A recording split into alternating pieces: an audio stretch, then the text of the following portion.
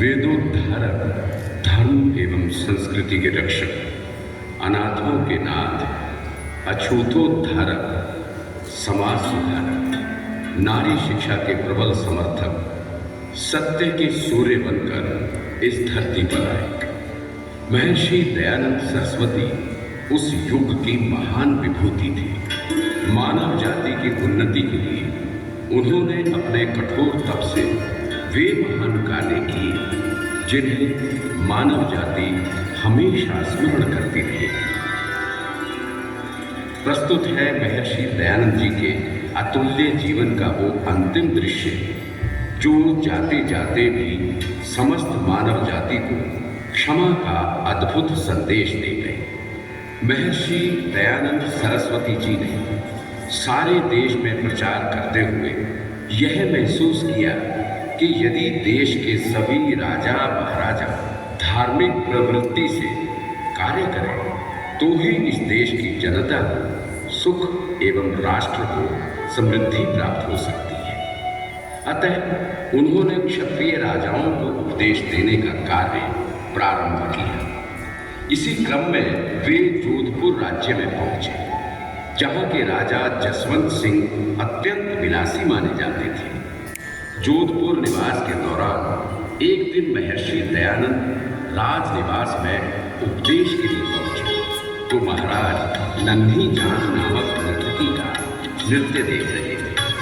राजा को ज्यों ही महाराज के आगमन की सूचना हुई तो उन्होंने तुरंत नृत्य बंद करने की आज्ञा दी और शीघ्रता से नर्तकी को वहां से जाने को कहा। जैसे ही महर्षि का प्रवेश कक्ष में हुआ उस वक्त राजा स्वयं नन्ही जान की पालकी को कंधा दिए हुए थे।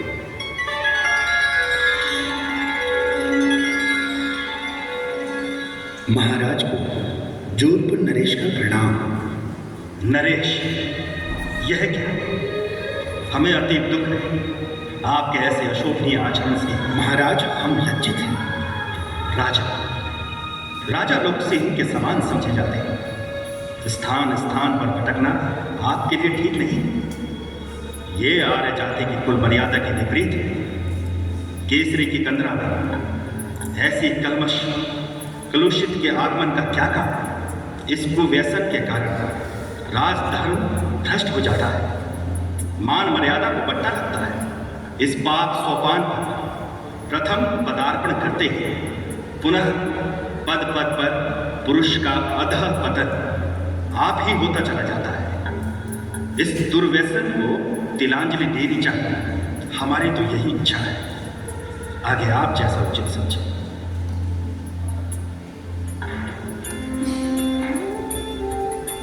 नन्ही जान ने महर्षि दयानंद से अपने अपमान का बदला देने का निश्चय किया और उनके विरुद्ध षड्यंत्र करने के लिए तथा उनके प्राण लेने के उद्देश्य से स्वामी जी के रसोइये को अपने षड्यंत्र में शामिल करने के लिए उसके पास गई। महाराज जगन्नाथ, आप महाराज दयानंद की भोजन सेवा में नियुक्त हैं? हाँ, कहिए, आपको कोई काम है हमसे? उनसे नहीं महर्षि, मैं तो आपसे मिलने आई हूँ। कहिए, क्या काम है? पहले वचन दें, आप मेरा काम पूरा करेंगे। अब पहले काम तो कहिए। ये मुद्राएं लाई हूँ आपके लिए। इतनी मुद्राएं? हाँ, आपको मेरा एक काम करना होगा, फिर ये मुद्राएं दूंगी। पहले काम तो बताइए। महाराज दयानंद को ये जहर दूध में मिलाकर पिलाना होगा। क्या? नहीं नहीं नहीं नहीं, ये काम मुझसे नहीं हो पाएगा। नहीं कैसे? ये मुद्राएं और चाहिए तो और भी दूंगी। तुमने जीवन भर इतनी मुद्राएं नहीं देखी होंगी। पर क्या ये काम कर पाऊंगा मैं? क्यों नहीं, जरूर कर पाओगे। इसमें कठिनता ही क्या है? रात्रि में दूध में मिलाकर विष पिला देना, बस फिर ये सारी मुद्राएं तुम बनाओ। सारी मुद्राएं? जरूर जरूर, अवश्य अवश्य।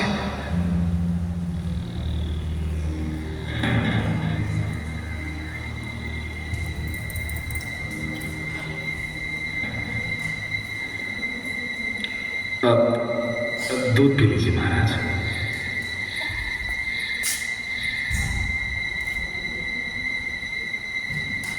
29 सितंबर की रात स्वामी जी ने दूध पिया और सो गए।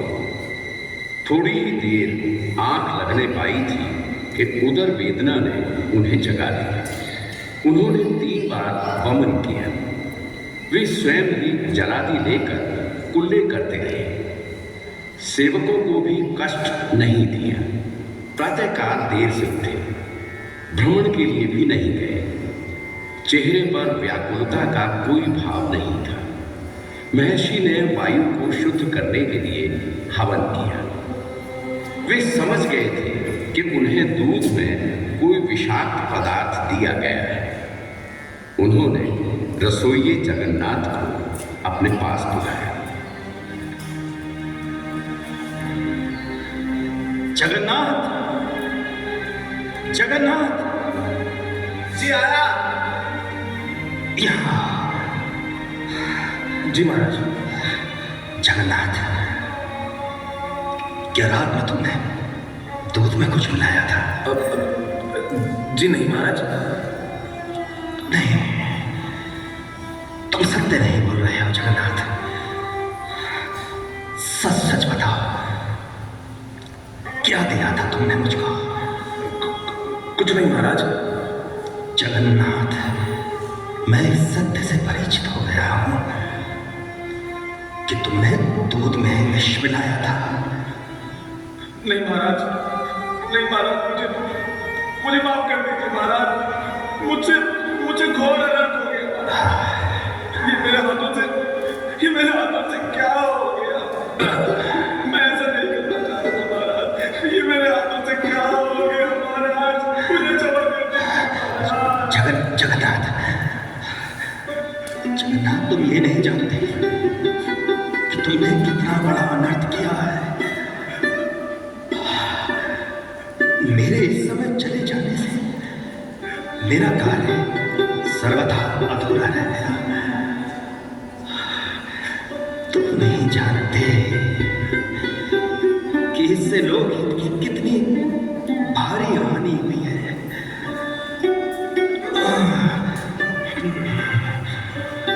अच्छा, विधाता की यही इच्छा है।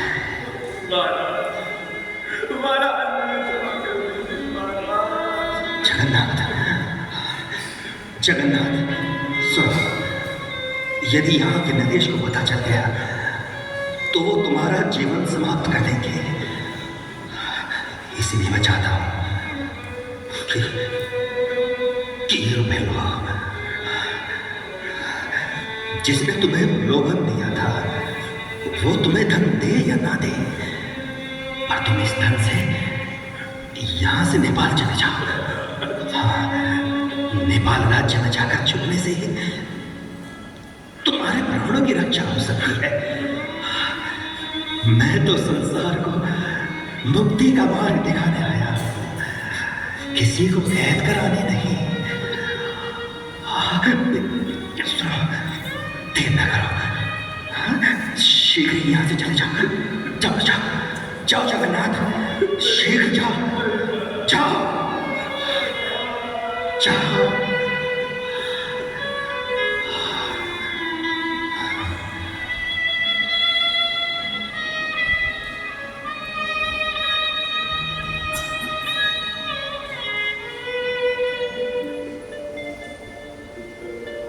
अद्भुत ही महर्षि की क्षमाशीलता, विषदाता को भी प्राण दान।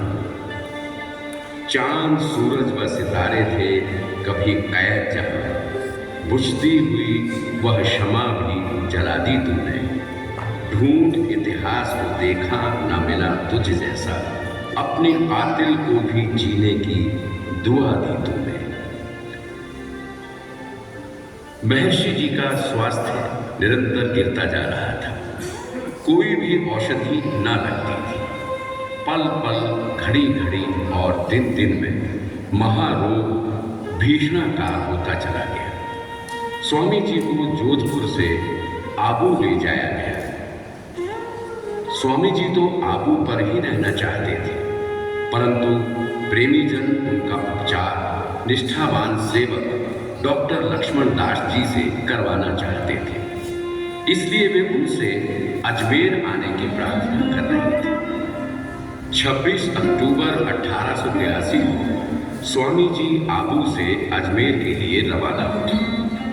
सारे देश में भक्तों की भीड़ स्वामी जी के स्वास्थ्य का समाचार जानने के लिए आतुर थी।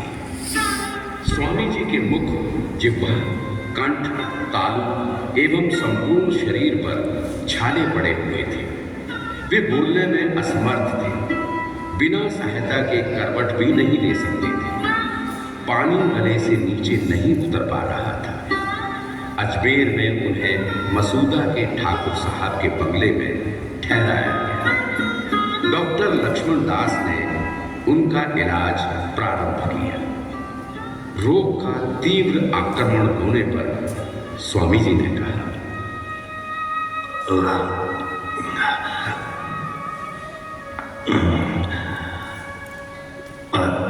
आत्मानंद, आत्मानंद,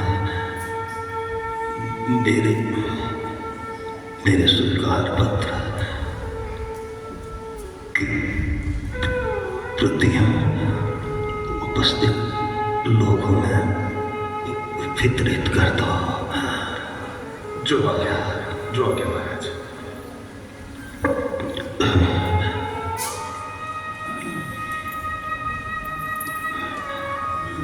लक्ष्मण दास जी महाराज,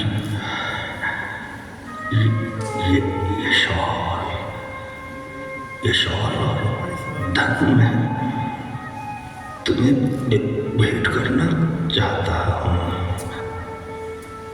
महाराज, मेरे पास धन होता तो मैं सब धन आपके